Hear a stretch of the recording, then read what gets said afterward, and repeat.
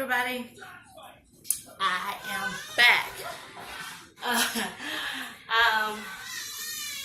I know last time, I know look a mess. I'm about to get ready for the day. I just want to let you guys know I am back and I am okay. I think the last time we all saw each other. Wait one moment. Hi. So I'm back. Okay. I know I look a hot mess. I think last time we talked, I was having chest pains, and I was having shortness of breath and hard time breathing. And then my arm went numb, and my leg went numb, and my husband wanted to send me to the hospital. He did send me to the hospital, and they evaluated me. They did an EKG. Everything came back normal. Everything came back fine. They couldn't find anything like physically wrong with me. So, yes, baby. Yes. Yeah. So they, of course, they did a questionnaire on me, asking me, do I feel sad, and how old is my baby, and things of that nature. And then they took me to a behavioral health hospital, basically like a crazy house, cuckoo nest.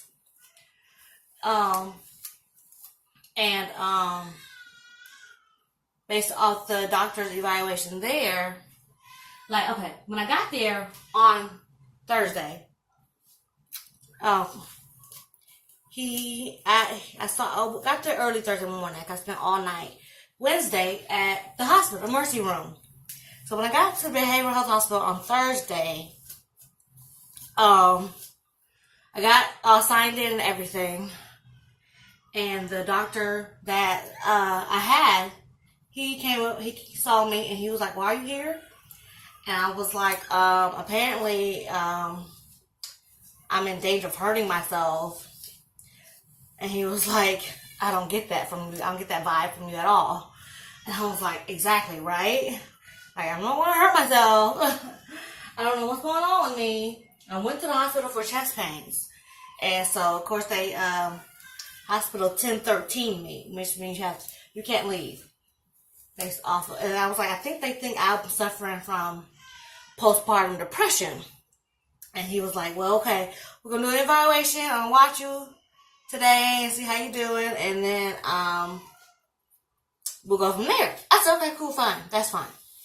So after watching me over, I think like a 24-hour period, 48-hour period, he ruled that I don't have postpartum depression. I'm suffering from anxiety. Basically, I have generalized anxiety. And what that means is just about anything can set me off. Anything can get my heart going, beating too fast. I can start struggling to breathe. My vision can go. My arm can go limp again. And my leg can go limp. And it's also when I do too much. When I'm overexerting myself, then I can have an anxiety attack then too. So he observed me Thursday, Friday, Saturday. On Sunday, I was scheduled to be discharged. So Sunday comes around, Sunday afternoon, I am discharged with a medication for anti-anxiety. While I was there, of course, we did like group. And the group was basically focusing on anxiety, how to cope with anxiety, how to know your triggers, what to look out for, what to stay away from that trigger you when you have anxiety. So I did that, and at first I was like, I don't want to go to this hospital. I'm not crazy. Only crazy people go to the cuckoo's nest. Blah, blah, blah. And so I didn't want to go. But the doctor had put me under a 1013 order, so that means I had no choice but to go. Because they thought I had postpartum depression. And so they was like, well, with that, you may hurt yourself or you may hurt others. I was like, I'm not going to hurt nobody. I just came in here for chest pain. But they still 1013 me, and I still had to go to the behavioral health hospital.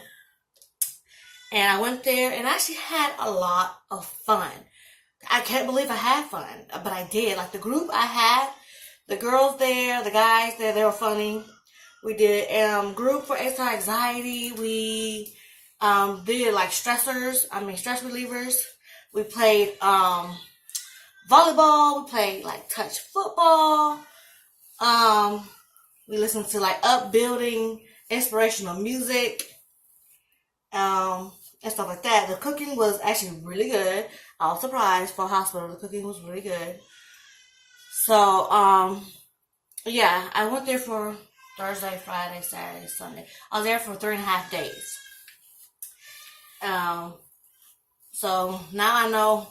Now I can put a name. My daughter's down here screaming. Hold on. So now I can put a name to what I've been experiencing. And once I had the groups and spoke with like the therapist and everything, I've basically been having these anxiety attacks since I was 5 weeks pregnant. I remember when the first one I had, like a severe one anyway. I was 5 weeks and like 6 days pregnant with the current baby I have now. And my little 4-month-old. And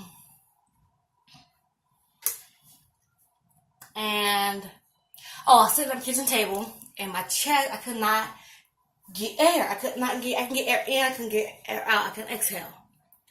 And I kept telling my husband, someone should be going to the hospital. But I should have went to the hospital then, because then I would have been put on anxiety medication. And not suffered through my whole pregnancy, all the way up to now she's 4 months old, and let one basically debilitate me. Debilitate me. Because I couldn't drive. I could barely see. I could barely breathe. Like my throat was closing up. Like it was scary. And I was having an anxiety attack, severe anxiety attack. And come to find out, anxiety can kill you. Like, cause stress, I know stress can kill you. And they said I was stressed out too. And they said, anxiety can kill you. So now that I know what has been going on with me, I now know how to take care of myself, and how to stay away from my triggers, or try to work around my triggers, because I can't stay away from my triggers because I feel like I have so many. So, but I want to come on here and let you guys know that I am okay.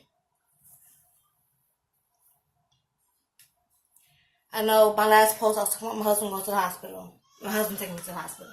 But I am okay. And I did go to the hospital.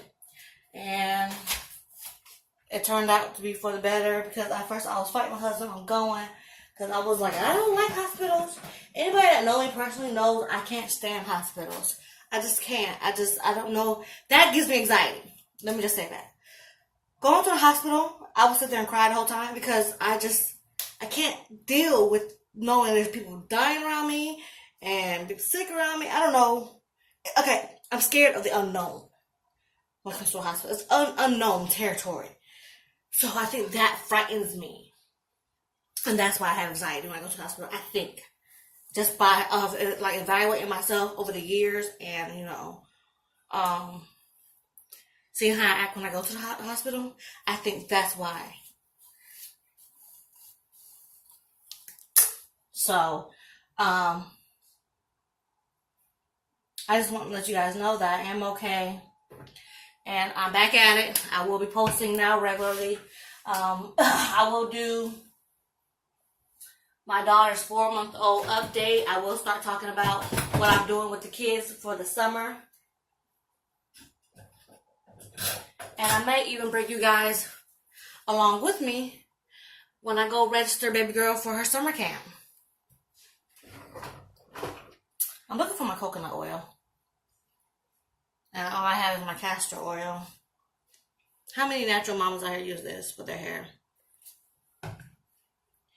So, I don't know what my coconut oil is. I'll just put my hair up in 2 cornrows. I thought today was going to be my busy day. Like, going to see my psychiatrist and my counselor. But that is tomorrow. And reason why I'm like telling my story of what's happened to me is because a lot of moms could be going through this. A lot of moms could be having those times, especially moms of multiple, I think. When you're having these times where your heart is beating like crazy, when your heart is beating fast, where you are scatterbrained, you can't keep a...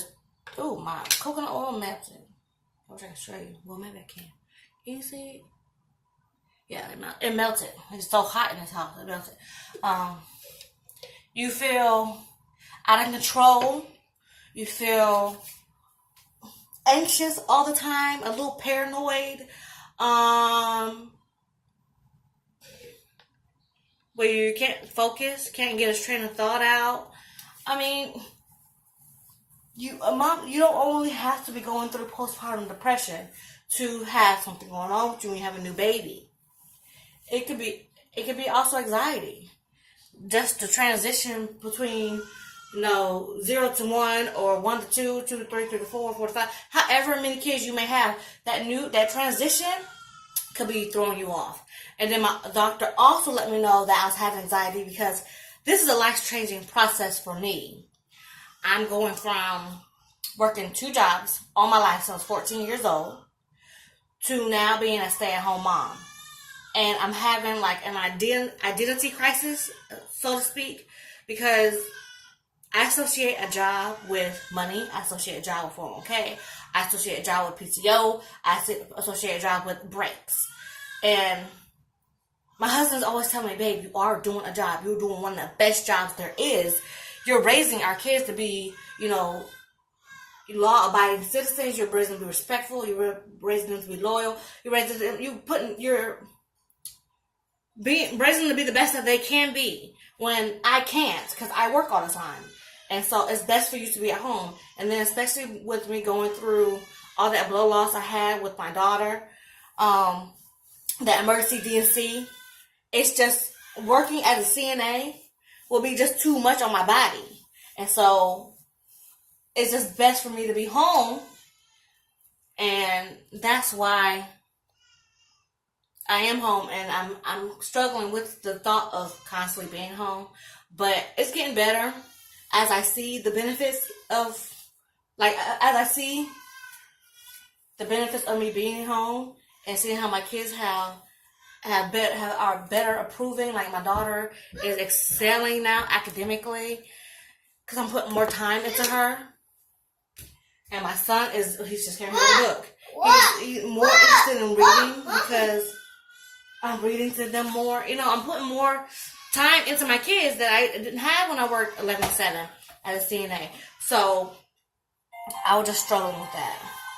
But I am okay. I am good. I am back at home. Hey, little man. So, I don't know where I left off, but I had to stop to nurse the baby. She's here.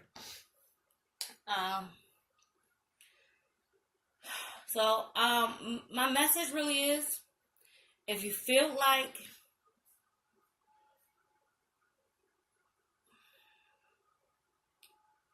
if you feel different than what you normally feel like you're feeling anxious, you're having anxiety, you're most likely, I don't know how to word this. I really don't know how to word this so that it comes out the way I need it to. You want to finish it again?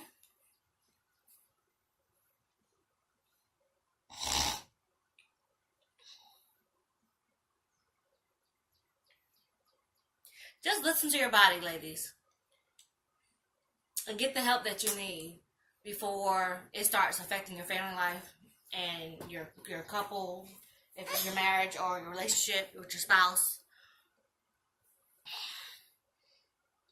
And it's okay to ask for help. I'm learning that now. I'm 5 years of marriage, 9 years with this man, and I have 3 kids, and it's still hard for me to ask him for help. And I think that's only because of my background, of how I was raised as a woman, how I was raised as an African American woman, where there are no men in our family, where if there were men, it's only through marriage. Like my husband, my cousin, that is through marriage. My other cousin is through marriage. Like, that's 3 men out of a family full of maybe 13, 14 women.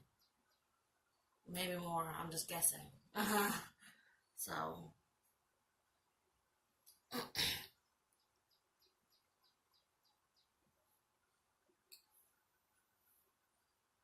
I'm taking it day by day.